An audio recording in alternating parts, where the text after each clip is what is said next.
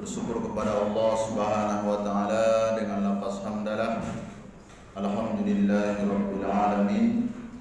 Berselawat kita kepada Rasulullah sallallahu alaihi wasallam biqaulin Allahumma shalli ala sayyidina Muhammad wa ala ali sayyidina Muhammad. Assalamu alayka ya Rasulullah. Bapak Ibu jamaah sholat fardu zuhur yang dimuliakan oleh Allah Subhanahu wa taala. Pada kesempatan ini kembali kita belajar. Mudah-mudahan dari apa yang kita pelajari nantinya bermanfaat untuk kita semua. Baik, di bulan Syawal ini banyak sekali kegiatan yang kita lakukan. Di antaranya yaitu halal bihalal.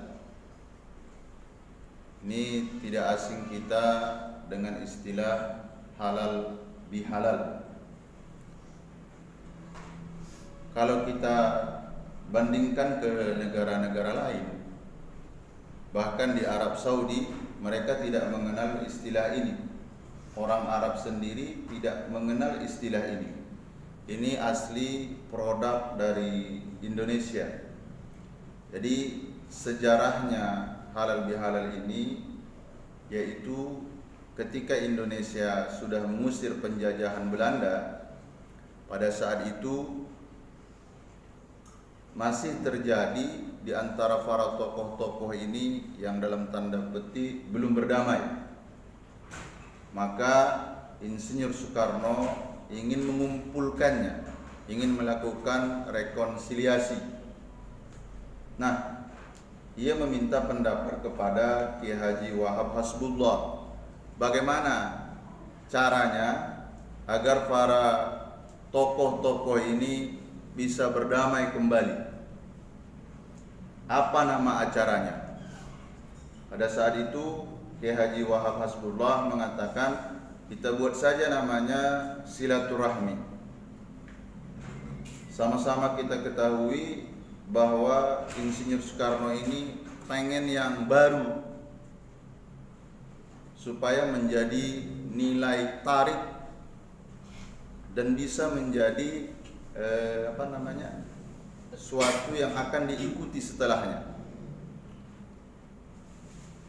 Kiai Haji Wahab Hasbullah terus berpikir, bertengkar haram, berkelahi haram. Maka dia memutuskan dengan istilah baru.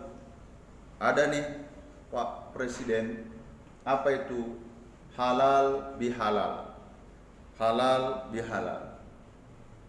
Nah, kata halal ini tidak asing sama kita.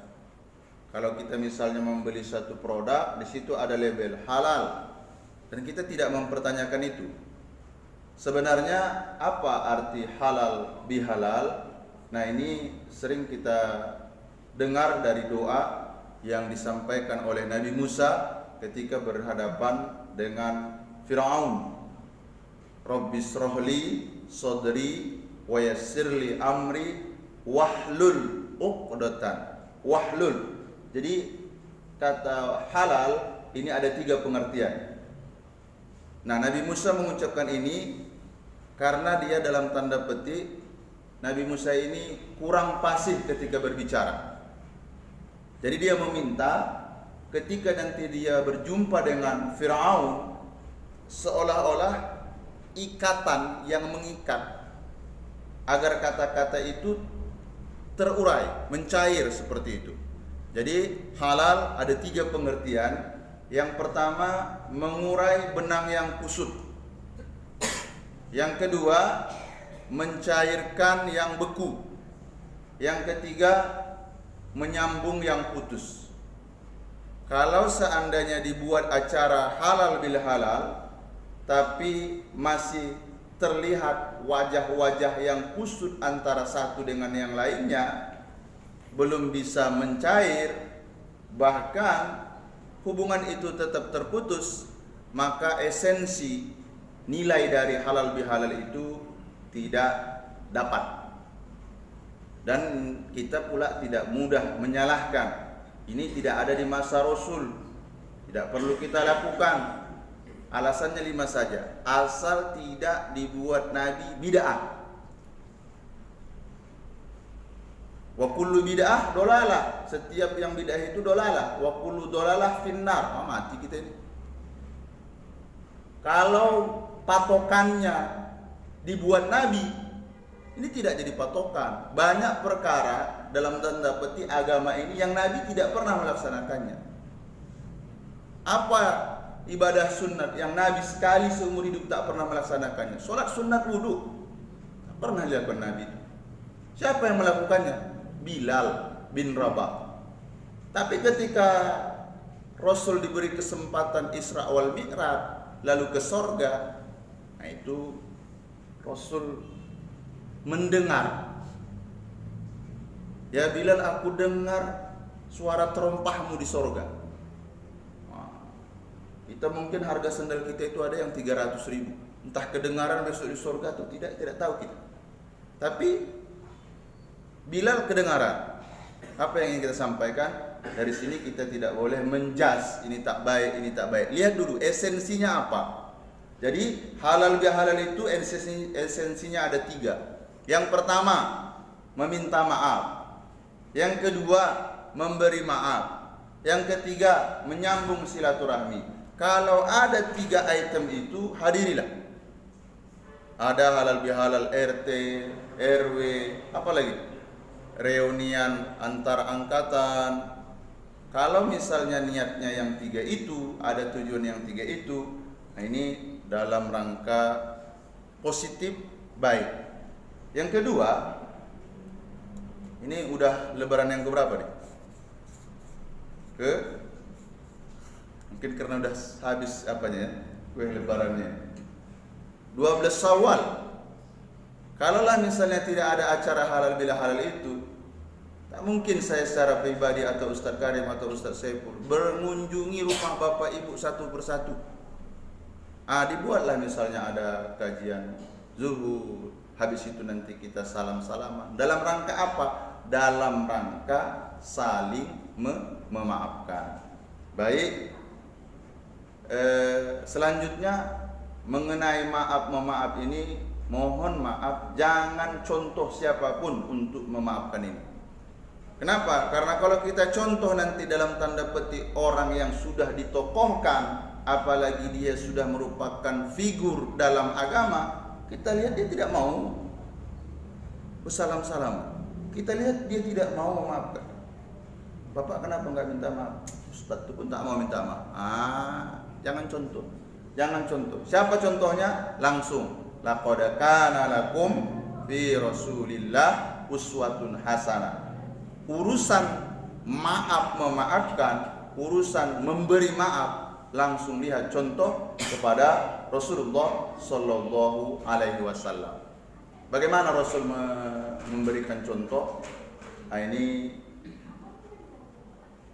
ceritanya Rasulullah sallallahu alaihi wasallam pergi ke Taif dengan niatan berdakwah. Sampai di Taif itu bukan disambut dengan tola'al badru alaina, tapi Rasulullah itu dilempar. Dengan apa? Tulang. Dengan apa? Batu. Dengan apa? Kerikil. Di antara sekian banyak batu itu satu kena ke pelipisnya. Terus lagi datang hujatan batu itu. Tak sanggup lagi Rasul, berlindung dia di bait bukit. Ketika berdarah sampai ke pipi, di situ dia mengadu. Ya Rabbi, ilaika asku do'fi kuwati wa qillati hilati wa hawani bainan nas. Ya Allah, aku tidak bisa lagi sekarang mengadu hanya kepadamu tentang kelemahan jati diriku dan hinanya aku di hadapan manusia. Begitu dia mendoa, langsung malaikat Jibril datang. Ya Rasulullah, pilihlah bukit mana yang engkau mau di Taif ini, biar aku cabut, aku campakkan ke penduduk dunia. Oh, Rasul itu tak pendendam rupanya. Berdoa pula dia. Jangan. Saya masih berharap dan berdoa, mudah-mudahan dari tulang sulbi ini, dari tulang sulbi ayah emak yang sekarang ini akan lahir manusia-manusia yang bertauhid, yang mengesahkan Allah Subhanahu wa taala. Didengar. Untuk saat ini Taif itu yang murni 100% penduduknya Islam. Contoh pemaaf, contohlah baginda Rasulullah. Ayahnya musuhnya, jatuh ke anak, jatuh ke cicit, Rasul berkat doanya kita, nah ini mudah-mudahan kita berlindung nih. Kita benci sama ayahnya, tapi kita ponis sampai ke anaknya, sampai ke cucunya. Kita ada sangkut paut sama ayahnya, tapi jangan dihukum anaknya, jangan dihukum cucunya. Ini terkadang itu musuh. Tiba-tiba datang anaknya pun dianggap dikait-kaitkan lagi. Nah, ini tak boleh nih. Jadi selesaikan saja urusan kita. Ini tidak ada sangkut paut ke anak dan ke cucu. Jadi inti dari halal bihalal itu 3 tadi: minta maaf, beri maaf, sambung silaturahmi. Insyaallah akan kita sambung besok dalam kajian kultum zuhur. Kita tutup majelis yang mulia ini dengan ucapan hamdalah. Alhamdulillahirabbil alamin. Subhanakallahumma wa bihamdika asyhadu an la ilaha illa anta astaghfiruka wa atubu ilaik. Assalamualaikum warahmatullahi wabarakatuh.